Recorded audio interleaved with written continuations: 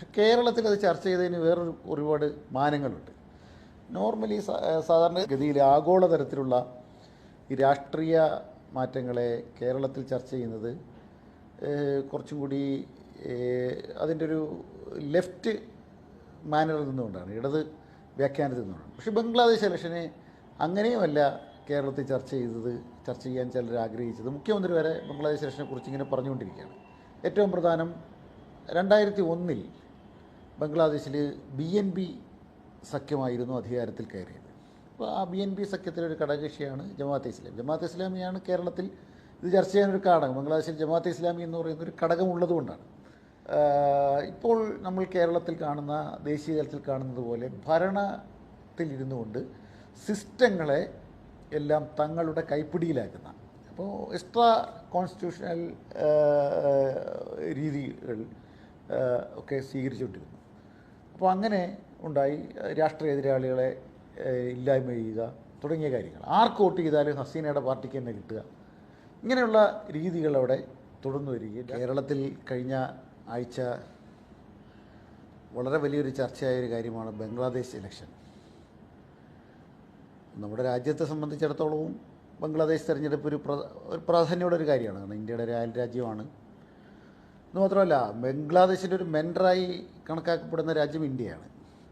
കിഴക്കൻ പാകിസ്ഥാൻ എന്ന് നേരത്തെ അറിയപ്പെട്ടിരുന്ന, പാകിസ്ഥാനിലെ പ്രവിശ്യയായിരുന്ന ഒരു പ്രദേശത്തെ ശരിക്കും ഇന്ത്യയുടെ സഹായത്തോടു കൂടിയാണ് 1971 ബംഗ്ലാദേശ് എന്ന് പറയുന്ന രാഷ്ട്രം സൃഷ്ടിക്കപ്പെടുന്നത്. അപ്പോൾ ആധുനിക ബംഗ്ലാദേശിൻ്റെ ചരിത്രം 71 മുതലാണ് ആരംഭിക്കുന്നത്. മുമ്പേ ബംഗ്ലാദേശിന് ദീർഘകാലമായ ഒരു ചരിത്രവും പാരമ്പര്യവും ഒക്കെ ഉള്ളൊരു പ്രദേശമാണ്, സംസ്കാരവും ഒക്കെയുള്ള ഒരു പ്രദേശമാണ്. ഇന്ത്യയുടെ ബംഗാളിൻ്റെ ഒരു ഭാഗം ഇന്ത്യയിലുണ്ട് ഇപ്പോഴും, വെസ്റ്റ് ബംഗാൾ ആയി. അവിടെയും സമാനമായ ഒരു സംസ്കാരമുള്ളൊരു സ്ഥലമാണ് വെസ്റ്റ് ബംഗാളായാലും കിഴക്കൻ ബംഗാൾ എന്ന് വിളിക്കപ്പെടുന്ന ബംഗ്ലാദേശ് ആയാലും. അപ്പോൾ ഇന്ത്യയെ സംബന്ധിച്ച് വളരെ പ്രാധാന്യമുള്ള വിഷയം. പക്ഷേ കേരളത്തിൽ അത് ചർച്ച ചെയ്തതിന് വേറൊരു ഒരുപാട് മാനങ്ങളുണ്ട്. നോർമലി സാധാരണ ഗതിയിൽ ആഗോളതരത്തിലുള്ള ഈ രാഷ്ട്രീയ മാറ്റങ്ങളെ കേരളത്തിൽ ചർച്ച ചെയ്യുന്നത് കുറച്ചും കൂടി അതിൻ്റെ ഒരു ലെഫ്റ്റ് മാനറിൽ നിന്നുകൊണ്ടാണ്, ഇടത് വ്യാഖ്യാനത്തിൽ നിന്നുകൊണ്ടാണ്. പക്ഷേ ബംഗ്ലാദേശ് ഇലക്ഷനെ അങ്ങനെയുമല്ല കേരളത്തിൽ ചർച്ച ചെയ്യാൻ ചിലർ ആഗ്രഹിച്ചത്. മുഖ്യമന്ത്രി വരെ ബംഗ്ലാദേശ് ഇലക്ഷനെ കുറിച്ച് ഇങ്ങനെ പറഞ്ഞുകൊണ്ടിരിക്കുകയാണ്. അപ്പോൾ നമുക്ക് എന്താണ് ബംഗ്ലാദേശ് നടന്നതെന്ന് ഒന്ന് ചർച്ച ചെയ്താലേ മനസ്സിലാവുള്ളൂ. ഇപ്പോൾ ബംഗ്ലാദേശിൽ ഈ തെരഞ്ഞെടുപ്പ് നടക്കുന്നതിന് മുമ്പ് ഉള്ള കുറേയധികം സംഭവ വികാസങ്ങളുണ്ട്. അതിൽ ഏറ്റവും പ്രധാനം 2001 ബംഗ്ലാദേശിൽ BNP സഖ്യമായിരുന്നു അധികാരത്തിൽ കയറിയത്. അപ്പോൾ ആ BNP സഖ്യത്തിലൊരു ഘടകകക്ഷിയാണ് ജമാഅത്തെ ഇസ്ലാമി. ജമാഅത്തെ ഇസ്ലാമിയാണ് കേരളത്തിൽ ഇത് ചർച്ച ചെയ്യാനൊരു ഘടകം. ബംഗ്ലാദേശിൽ ജമാഅത്തെ ഇസ്ലാമി എന്ന് പറയുന്നൊരു ഘടകമുള്ളതുകൊണ്ടാണ്. അപ്പോൾ BNP സഖ്യത്തിൽ ജമാഅത്തെ ഇസ്ലാമി BNP ഒക്കെ ചേർന്നൊരു സഖ്യമാണ് 2001 അധികാരത്തിൽ വന്നത്. ആ സഖ്യത്തിൻ്റെ സർക്കാരിൻ്റെ കാലാവധി അവസാനിച്ച ശേഷം പിന്നീട് കുറേയധികം പ്രശ്നങ്ങളൊക്കെ ഉണ്ടായി. അതിനുശേഷം 2008 അവിടെ തെരഞ്ഞെടുപ്പ് നടന്നത്. ബംഗ്ലാദേശ് എപ്പോഴും പൊളിറ്റിക്കലി അനിശ്ചിതത്വവും ബംഗ്ലാദേശിലുണ്ട്. പക്ഷേ സ്ട്രോങ് ആയ ഭരണഘടനയുണ്ട്.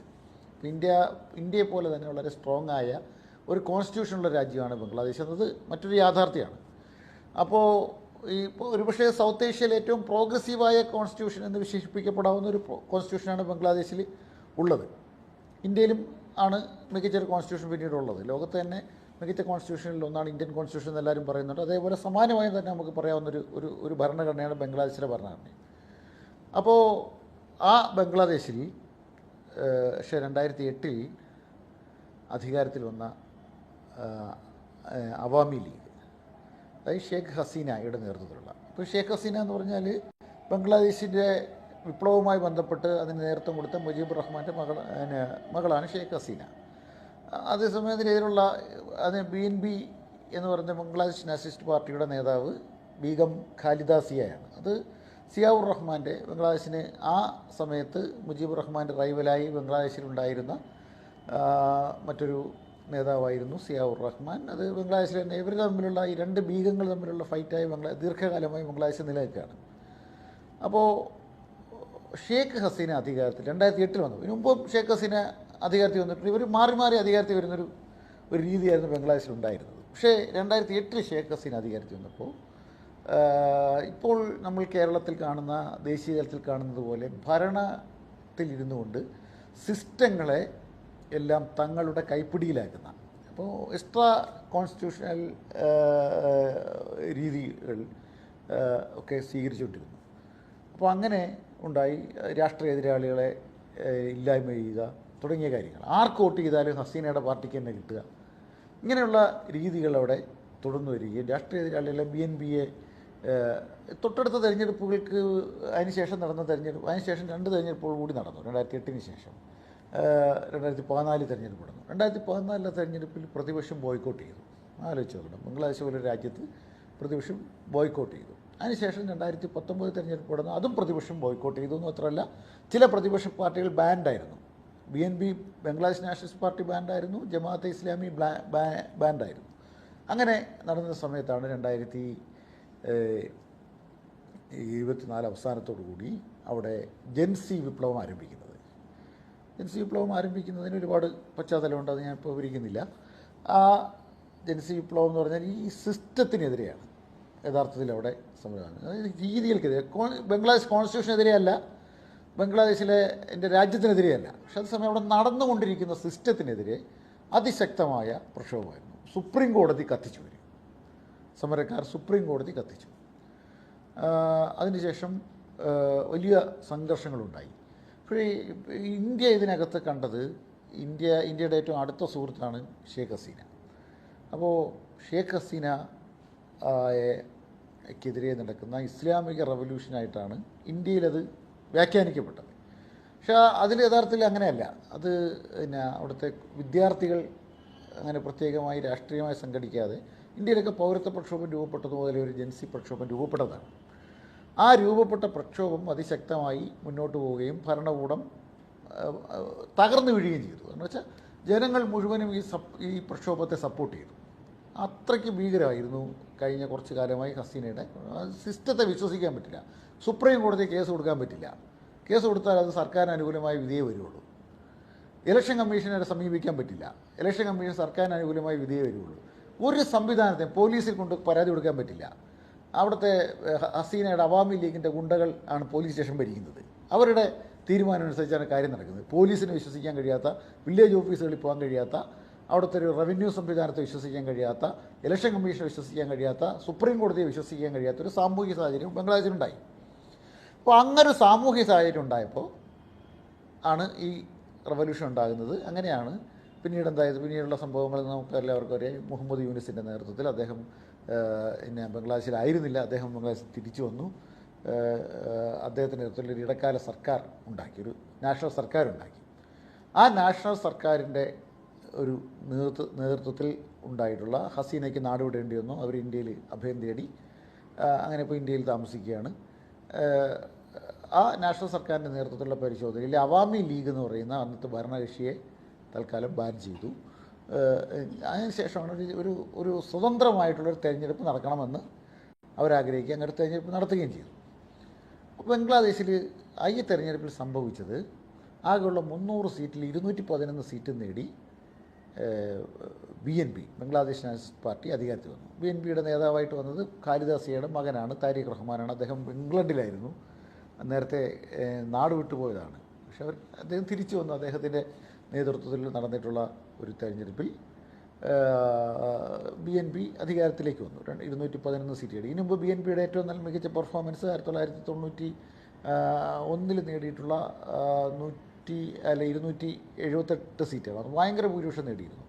ഇപ്പോഴാണ് 211 നേടിയിട്ടുള്ളൂ എന്നതാണ്. എന്നതല്ല 49.59 50% അടുത്ത വോട്ടുകൾ BNP നേടി. മൊത്തം പോളിംഗ് 60% നടന്നത്. ബംഗ്ലാദേശിലൊരു പോളിംഗ് 60% എന്ന് പറയുന്നത് മികച്ച പോളിംഗ് ആയിട്ടാണ് ഈ ഒരു സാഹചര്യത്തിൽ വിലയിരുത്തപ്പെടുന്നത്. അപ്പോൾ വർഷങ്ങൾക്ക് ശേഷം ബംഗ്ലാദേശിൽ ഒരു 10-25 വർഷങ്ങൾക്ക് ശേഷം ബംഗ്ലാദേശിലൊരു സ്വതന്ത്രവും നീതിയുക്തവുമായുള്ള തിരഞ്ഞെടുപ്പ് നടന്നു എന്നാണ് ഇതിനെക്കുറിച്ച് പൊതുവെ വിലയിരുത്തുന്നത്. ഇതിൽ മുഖ്യ BNP നല്ലൊരു വിജയം നേടി. BNPയുടെ വിജയം ഒരു നല്ല വിജയമാണ് എന്നാണ് നമുക്ക് മനസ്സിലാക്കേണ്ടത്. അവിടെ പക്ഷേ ഒരു പ്രശ്നമുള്ളത്, BNPയുടെ ഒരു പ്രശ്നം, BNP ഒരു കുടുംബാധിപത്യ പാർട്ടിയായിട്ടാണ് നിലകൊള്ളുന്നത്. എങ്കിലും BNPയാണ് ബംഗ്ലാദേശിലെ ജനങ്ങൾ കൂടുതൽ വിശ്വസിച്ചിട്ടുള്ളത്. അവരധികാരത്തിൽ വന്നു. രണ്ടാം സ്ഥാനത്ത് വന്നത് ജമാഅത്തെ ഇസ്ലാമിയുടെ സഖ്യമാണ്. ജമാഅത്തെ ഇസ്ലാമി ഒറ്റയ്ക്കല്ല, 11 പാർട്ടികളുള്ള സഖ്യമാണ്. അതിൽ പ്രധാനപ്പെട്ട മേജർ ഷെയർ ജമാഅത്തെ ഇസ്ലാമിയുടെയാണ്. അവർക്ക് 77 സീറ്റുകളാണ് ലഭിച്ചത്. ഈ 77 സീറ്റുകളിൽ 68 ജമാഅത്തെ ഇസ്ലാമിക്ക് നേരിട്ട് കിട്ടിയ സീറ്റുകളാണ്. 4 ജൻസി വിപ്ലവത്തിന് നേതൃത്വം കൊടുത്തിട്ടുള്ള ആളുകൾ രൂപീകരിച്ചൊരു പാർട്ടിയുണ്ട്. NCP എന്നാണ് അതിൻ്റെ പേര്. ഇന്ത്യയിലുള്ള NCP അല്ല, നാഷണൽ സിറ്റിസൺസ് പാർട്ടി എന്ന് പറയുന്നത്. NCP എന്ന് പറഞ്ഞാൽ വിദ്യാർത്ഥികൾ രൂപവൽക്കരിച്ചൊരു പാർട്ടിയാണ്. അവർക്ക് 3% വോട്ടും കിട്ടി, 4 സീറ്റും കിട്ടി. അവർ ജമാഅത്തെ ഇസ്ലാമിയുടെ സഖ്യകക്ഷിയായിരുന്നു. ജമാഅത്തെ ഇസ്ലാമിക്ക് 30%-ലധികം വോട്ട് കിട്ടി. അപ്പോൾ ഇത് ബംഗ്ലാദേശിൻ്റെ ഒരു ചരിത്രത്തിൽ ജമാഅത്തെ ഇസ്ലാമി എന്ന് പറയുന്ന ഒരു രാഷ്ട്രീയ പാർട്ടിക്ക് ലഭിക്കുന്ന ഏറ്റവും മികച്ച ഒരു റിസൾട്ടാണ്. കാരണം ബംഗ്ലാദേശിൽ ഇതിനു മുമ്പ് 91-ൽ അവർക്ക് 18 സീറ്റ് ലഭിച്ചിരുന്നു. 12% വോട്ടുമാണ് അന്ന് കിട്ടിയത്. പക്ഷേ അതിന് മുമ്പോ അതിന് ശേഷമോ ഒരിക്കലും ഇപ്പോഴത്തെ തെരഞ്ഞെടുപ്പല്ലാതെ അവർ 2 അക്കം കിടക്കുന്ന കണക്കുള്ള വോട്ട് ഷെയർ കിട്ടിയിട്ടില്ല. 17 സീറ്റ് കിട്ടിയിരുന്നു 2001-ൽ BNPയുടെ സഖ്യകക്ഷിയായി. ഇപ്പോൾ ഭരിക്കുന്ന BNPയുടെ സഖ്യകക്ഷിയായി അവർ മത്സരിക്കുകയും അന്ന് 17 സീറ്റ് നേടിയത്. അപ്പോൾ 4% വോട്ടേ അവർക്കുള്ളൂ, 17 സീറ്റ് നേടിയത്. അന്നത്തെ മേജർ സഖ്യകക്ഷിയുടെ ഒരു പാർട്ടായതുകൊണ്ടാണ് അത്രയും സീറ്റ് കിട്ടിയത്. മാത്രമല്ല മന്ത്രിസഭയിൽ പ്രാതിനിധ്യമൊക്കെ ഉള്ള, ബംഗ്ലാദേശിൽ ആദ്യമായി മന്ത്രിസഭയിൽ പ്രാതിനിധ്യം ജമാഅത്തെ ഇസ്ലാമി ഉള്ളത് 2001 മുതൽ 2006 വരെയുള്ള അവരുടെ ഒരു കാലഘട്ടത്തിലാണ്. ആ ഒരു കാലഘട്ടത്തിൽ കൃഷി വകുപ്പ്, വ്യവസായ വകുപ്പ് തുടങ്ങിയ വകുപ്പുകളൊക്കെ ജമാഅത്തെ ഇസ്ലാമിക്കായിരുന്നു. അങ്ങനെ ഭരിച്ചിരുന്നു. പക്ഷേ അതിനുശേഷമുള്ള തെരഞ്ഞെടുപ്പുകളിൽ ജമാഅത്തെ ഇസ്ലാമിക്ക്, തൊട്ടടുത്ത തെരഞ്ഞെടുപ്പിൽ ജമാഅത്തെ ഇസ്ലാമിക്ക് 2 സീറ്റ് മാത്രമാണ് ലഭിച്ചത്. അതിനുശേഷമുള്ള തെരഞ്ഞെടുപ്പിൽ ജമാഅത്തെ ഇസ്ലാമി മത്സരിച്ചിട്ടില്ല, ബാൻഡായിരുന്നു. നിരവധി നേതാക്കളെ തൂക്കിലേറ്റി, അങ്ങനെയൊക്കെ ഒരുപാട് പ്രശ്നമുണ്ട്.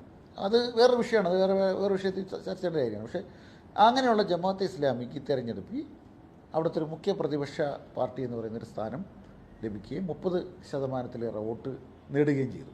അത് ഒരു വലിയ, ആ ജമാഅത്തെ ഇസ്ലാമി എന്ന് പറയുന്ന രാഷ്ട്രീയ പാർട്ടിയെ സംബന്ധിച്ച്, ബംഗ്ലാദേശിനെ സംബന്ധിച്ച് ഒരു നേട്ടമാണ്. പക്ഷേ ഇപ്പോൾ കേരളത്തിൽ ഇത് വേറൊരു തരത്തിലാണ് വ്യാഖ്യാനിക്കുന്നത്. യഥാർത്ഥത്തിൽ ജമാഅത്തെ ഇസ്ലാമി അവിടെ ഒരു സെൻട്രിസ്റ്റ് പാർട്ടിയാണ്. ജമാഅത്തെ ഇസ്ലാമി റൈറ്റ് വിങ് പാർട്ടിയായിട്ടാണ് കേരളത്തിൽ വിശേഷിപ്പിച്ചത്. ജമാഅത്തെ ഇസ്ലാമിയുടെ മൊത്തം ലൈനും പക്ഷേ അതിനൊരു ഐഡിയോളജിക്കലായി ഒരു മതപരമായിട്ടുള്ളൊരു റിലേഷൻ ഉണ്ടായിരിക്കും.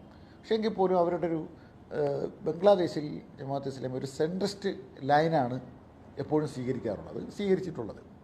യഥാർത്ഥത്തിൽ കൂടുതൽ ജമാഅത്തെ ഇസ്ലാമിയേക്കാൾ വലിയ ഇസ്ലാമിക രാഷ്ട്രീയത്തെ ഭയങ്കര ശക്തമായി തീവ്ര ഇസ്ലാമിക രാഷ്ട്രീയത്തെ ഉയർത്തുന്ന വേറെയും പാർട്ടികളുണ്ട്. ഇസ്ലാമിക് ആന്തോളൻ ഓഫ് ബംഗ്ലാദേശ് എന്നൊക്കെ പറഞ്ഞ പാർട്ടിയൊക്കെ ഉണ്ട്. അവരൊക്കെ തെരഞ്ഞെടുപ്പിൽ മത്സരിച്ചിരുന്നു.